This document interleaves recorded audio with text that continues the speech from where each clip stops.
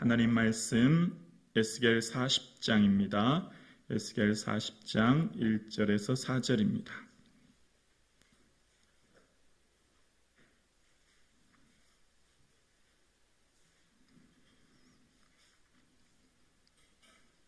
에스겔 40장 1절에서 4절입니다.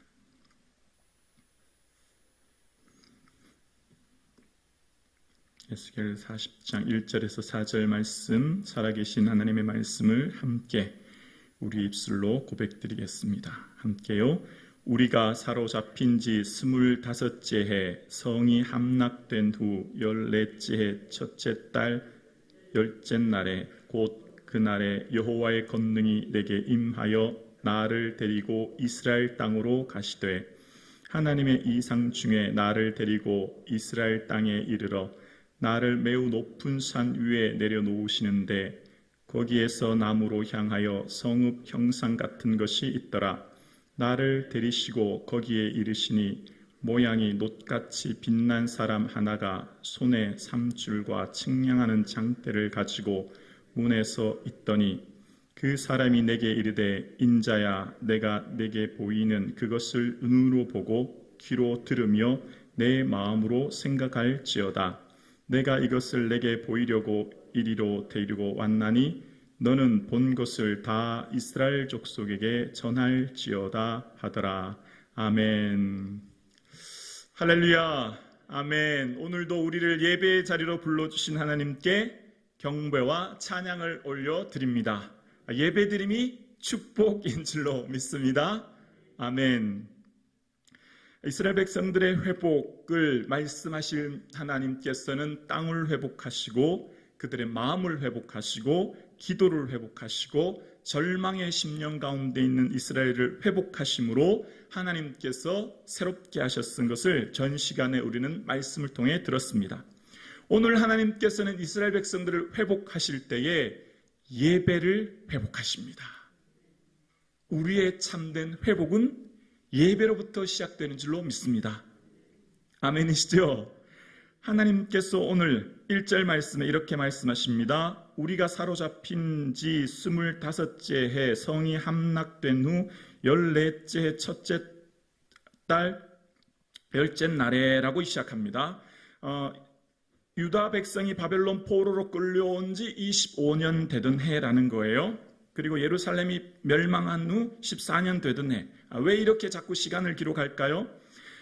바벨론에 끌려온 지 몇 년이요? 25년. 예레미야를 통하여서 하나님께서 말씀하신 게 있어요. 너희가 70년이 차면 포로를 다시 이끌 거야 라고 말씀하셨죠. 하나님의 그 기한과 때가 있다는 거예요. 죄에 대한 심판이 없으면 구원에 대한 은총은 없습니다. 공의가 없으면 사랑도 없는 거예요. 하나님 말씀하신 것은 반드시 이루어지며 성취됩니다. 하나님이 죄에 대해 철저히 심판하시고 그 심판하신 후에 반드시 하나님의 공의가 이루어집니다. 그것이 바로 십자가죠. 하나님께서는 이 땅을 반드시 심판하십니다. 죄 있는 자, 죄의 싹은 사망이지요. 그래서 십자가를 통하여 공의가 실현되고 하나님의 사랑이 실현되는 것이 바로 십자가입니다. 하나님께서는 하나님의 때 그 죄에 대해서 심판하신 것을 신명기를 통해 끊임없이 말씀하셨죠. 얘들아, 너희들 가나안 땅 들어가면 나만 바라보고 나만 믿고 예배 잘 드려야 돼 말씀하셨죠. 이스라엘 백성들이 가나안 땅에 들어와서 무엇에 실패해서 인생이 실패하고 포로가 되었을까요? 예배가 무너졌고 예배가 실패했고 예배가 세속화되고 예배가 하나님만 예배하지 않는 우상을 섬기는 예배, 혼합주의로 인하여서 이렇게 된 거예요. 하나님만 예배하고 섬겨야 될 이스라엘 백성들이 하나님도 섬기고 바알과 아세라도 섬기는 예배가 혼합주의가 되고 세속화가 되므로 예배의 뿌리가 흔들리면 신앙의 근간, 국가의 근간, 하나님 백성의 근간이 흔들리기 시작하는 겁니다. 여러분, 우리의 인생이 참된 회복은 뭐로부터 시작할까요? 예배로부터 시작되는 줄로 믿습니다. 그러면서 하나님께서 오늘 2절에 하나님의 이상 중에 나를 데리고 이스라엘 땅에 이르러 나를 매우 높은 산에 내려놓으시는데 거기에서 나무로 향하여 성읍 형상 같은 것이 있더라. 높은 산은 시온산을 말하고요, 성읍은 예루살렘 성읍을 이제 이야기하는 것입니다. 그러면서 하나님께서는 하나님의 시온산과 예루살렘을 보게 하시고 거기에서 이제 앞으로 40장에서부터 41, 2, 3, 4 나오면서 뭐가 계속 기록될까요? 성전에 대하여 환상을 보게 하시고 정확한 크기와 구체적인 내용을 기록하기 시작합니다. 그리고 하나님께서는 4절에 말씀하시죠. 그 사람이 내게 이르되 인자야 내게 보이는 그것을 눈으로 보고 귀로 들으며 내 마음으로 생각할지어다. 내가 이것을 내게 보이려고 이리로 데려왔나니 너는 본 것을 다 이스라엘 족속에게 전할지어다 하더라. 아멘. 성전에 대한 크기와 내용과 구체적인 것을 자세히 기록하면서 하나님께서는 이것이 어떻게 실제적으로 이루어질 것인가를 말씀하시고 그 본 것을 그대로 이야기하라 말씀하고 계신 것을 보게 되어집니다. 사랑하는 성도님, 하나님께서는 이스라엘 백성들의 삶에 에스겔을 통하여서 이제 회복을 말씀하시면서 오랜 장을 통해 지금부터 끊임없이 성전에 대해서 이제 설명하기 시작하는데요. 성전은 결국 성전에서 뭐 하는 거죠? 예배 드리는 거죠.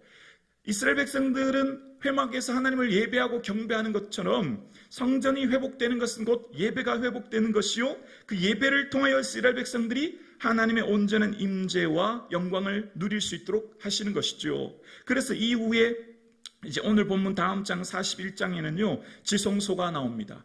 성전의 이제 구체적인 모습을 그리거든요. 성전에서 가장 중요한 것은 지성소예요.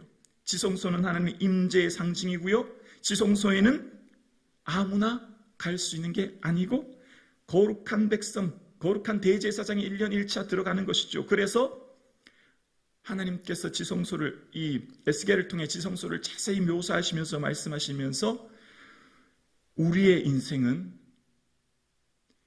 아무나 주 앞에 하나님께 나아갈 수 없다. 하나님께 나아갈 수 있는 사람은 염소와 송아지 피로 아니하고 자기 피로, 예수 피로 영원한 속죄를 단번에 이루신 그 구속함을 받은 자가 주 앞에 나아갈 수 있음을 말씀하시는 거예요. 오늘 우리가 어떻게 예배 드릴 수 있죠?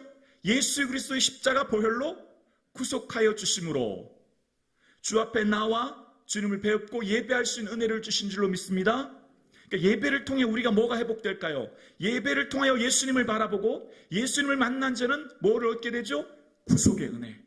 구속 곧 죄사함의 은혜를 얻는 거예요. 그래서 흑암의 나라에서 사랑의 나라로 옮기심 받은 죄사함의 은혜를 받는 것입니다. 그래서 우리의 삶 가운데 큰 복 중의 복은 어떤 복이요? 구속의 은혜. 구속 곧 죄사함의 은혜가 우리의 영혼을 새롭게 하고 하나님과 우리 사이 막혔던 담을 헐고 하나님을 온전히 배웁게 되어지고 하나님의 영광을 배웁게 되는, 그래서 43장에 가면 성전에 하나님의 영광이 가득 차게 되어집니다.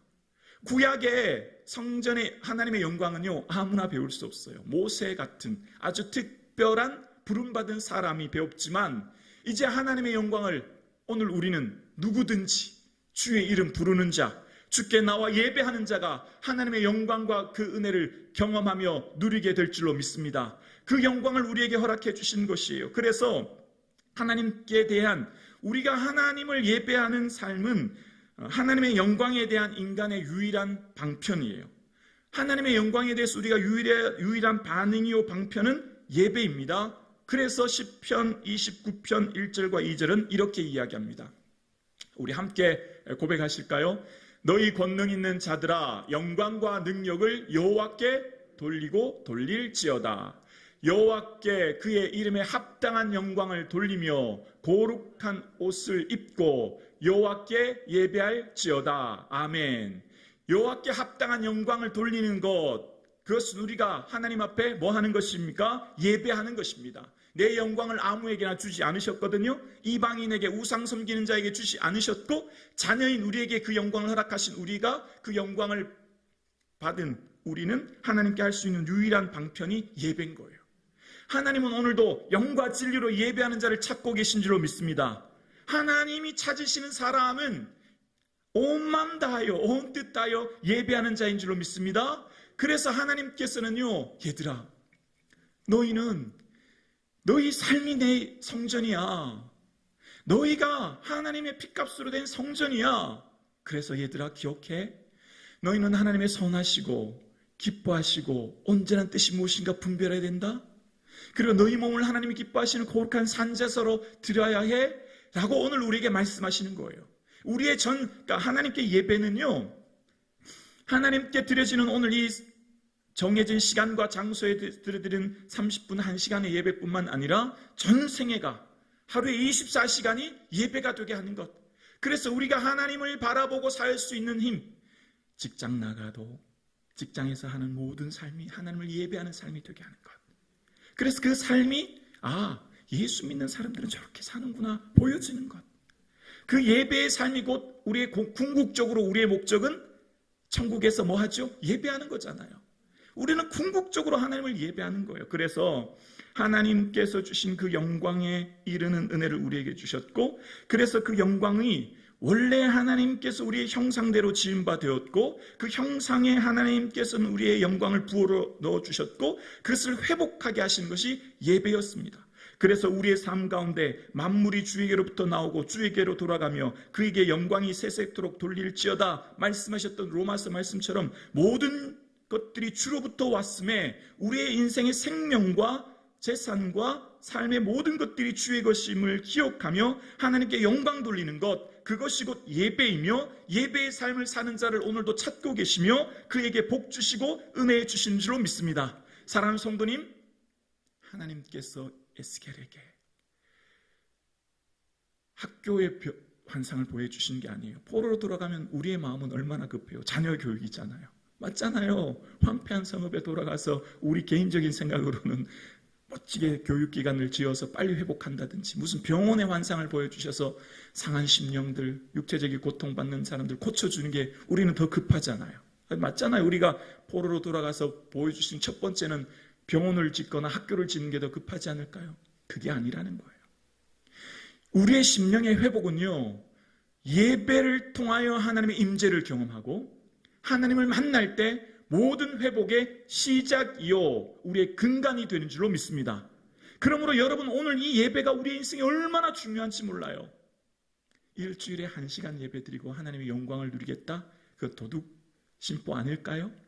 예배의 영광은 매 삶 속에, 그리고 매 시간 속에 우리가 하나님을 찾고 예배해야 되는 것입니다. 끊임없이 하나님을 바라보는 삶 속에 살아내야 되는 것이지요. 사람의 제일 되는 목적이 무엇입니까? 사람이 제일 되는 목적은 하나님을 영광스럽게 하고 영화롭게 하고 영원토록 주님을 즐거워하는 것이지요. 이것이 웨스트민스터 소요리 문답의 첫 번째 되는 거예요. 우리가 오늘도 살아가는 삶의 목적이 하나님을 예배하는 삶임을 기억하여 그 예배를 통하여서 우리를 힘들게 하는 무거운 짐이 아니라 우리를 회복하게 하는 첫 단추요, 그 영광을 누리며 맛보게 하는 것임을 기억하는 저와 여러분 되실 수 있기를 주님의 이름으로 축복합니다.